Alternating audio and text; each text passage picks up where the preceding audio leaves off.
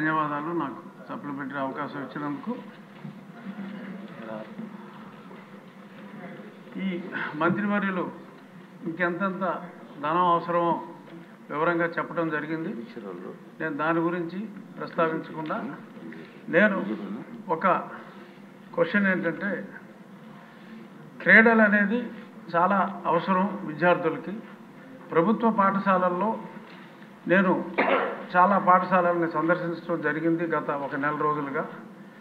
మంచి ప్రాంగణాలు, 1 ఎకరం మొదలుకొని 5-6 ఎకరాలు వరకు కూడా క్రీడా ప్రాంగణాలు ఉన్న జిల్లా పరిషత్ పాఠశాలలో నా నియోజకవర్గం ఉండి నియోజకవర్గంలోనే సుమారు 35 ఉన్నాయి. సరైన ప్లే గ్రౌండ్స్ ఎక్కడా లేవు. సో కాబట్టి ఆ ప్లే గ్రౌండ్స్ క్రియేట్ చేసి పిల్లల్లో ఒక క్రీడా స్ఫూర్తి, అంతసేపు పరీక్షలు మార్కులు రాకపోతే ఆత్మహత్యలు ఇటువంటివి కాకుండా ప్రతిరోజు ఫిజికల్ డైరెక్టర్స్ ఉన్నారు, వాళ్ళకి పని లేదు. సో ఫిజికల్ డైరెక్టర్స్ కూడా పని ఉండేలాగా క్రీడల్ని ప్రోత్సహించే మార్గం గౌరవనీయులైన మంత్రివర్యులు ఆలోచించే విధానం ఏమైనా ఉందా?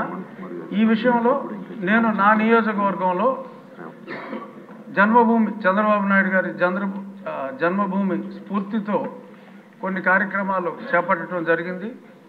ప్రజలే ఆ ప్రాంగణాన్ని మంచి పర్యావరణం ప్రేమికులందరూ చక్కని మొక్కలు కాదు చెట్లే తీసుకొచ్చి కడియం నుంచి నాటి అన్ని కోర్ట్స్, ఆడపిల్లలకి ఖోఖో కానీ, టెన్నికాయిట్ కానీ, మగవాళ్ళకి వాలీబాల్, షటిల్, ఇటువంటి ప్రాంగణాలని ప్రజలే క్రియేట్ చేసుకుంటున్నారు. అంటే ఇంకా చాలా వేల కోట్లు కావాలన్నారు కాబట్టి అన్ని వేల కోట్లు అవసరం ఉండదు. ఆ మధ్య పవన్ కళ్యాణ్ గారు ఆయనతో టీ తాగితే కూడా ఒక ఫండ్ రైజింగ్ పెట్టారు. అలాగే లోకేష్ గారితో అరకు కాఫీ తాగడానికి కూడా చాలామంది ముందుకు వస్తారు. సో ఆయన అలాంటి కార్యక్రమం ఏదైనా పెట్టే ఉద్దేశం ఉందా అని క్వశ్చన్ రూపంలో అడుగుతూ, ఆయన స్ఫూర్తితో చాలామంది ఈ స్కూల్స్లో ఈ క్రీడల డెవలప్మెంట్కి అంత తొందరగా బెల్కొట్టేయచ్చు సార్ అని అంత సమయం తీసుకోవాలి. లేదు, అనుబంధం జస్ట్ అయిపోవచ్చు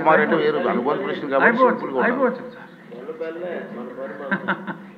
సో ఇటువంటి ఆలోచన చేస్తే లోకేష్ గారి స్ఫూర్తితో అన్ని ఊర్లలోనూ ఎటువంటి ధనం అవసరం లేకుండా వాళ్ళే చేసుకుంటారు. ఆ క్రీడా స్ఫూర్తి అనేది చాలా అవసరం కాబట్టి గౌరవనీయులైన మంత్రివర్యుల్ని ఆ దిశగా ఆలోచించమని కోరుకుంటూ మరొకసారి సమయం ఇచ్చినందుకు ధన్యవాదాలు. నరేంద్ర గారు